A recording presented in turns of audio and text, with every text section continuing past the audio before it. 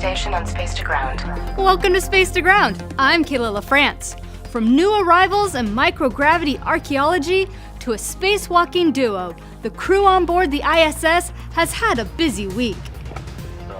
With the arrival of 3 cosmonauts to the orbiting laboratory last Friday, there are now 10 people living and working on the International Space Station.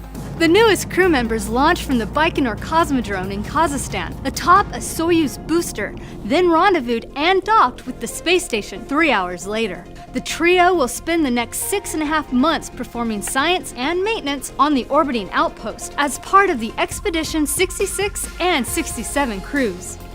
While the 63 Soyuz crew settled in their new home and adapted to life in microgravity, the rest of the Expedition 66 team spent the week prepping for the second spacewalk in 2 weeks. Some of the work performed by NASA astronaut Raja Chari and European Space Agency astronaut Mateusz Maurer included the installation of jumper hoses for the thermal system. Upgrades to some of the electronics and power components on the station were also on the book for the spacewalking duo. Wednesday's EVA was the second for Chari and the first for Maurer. Copy, Roger. Nice work. When you hear the term archaeology, you probably think of Indiana Jones, excavation sites, and ancient artifacts. But did you know that we have begun doing archaeology research in orbit? The ISS Archaeological Project, also known as SQUARE, is wrapping up its first test study aboard the space station.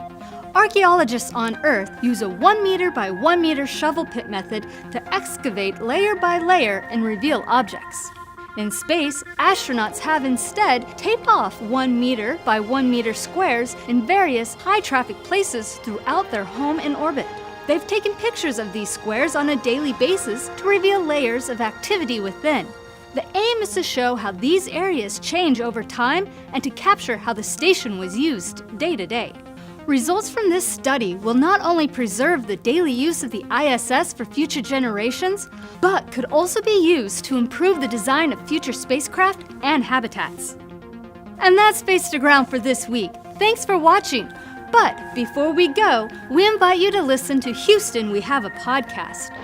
The first private astronaut mission to the space station is right around the corner, and the upcoming Axiom 1 mission will be the topic for this week's episode.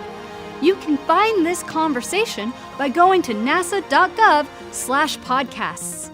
Houston, We Have a Podcast, along with the full library of NASA podcasts, are also available on Apple Podcasts, Google Podcasts, and SoundCloud. We'll see you next week.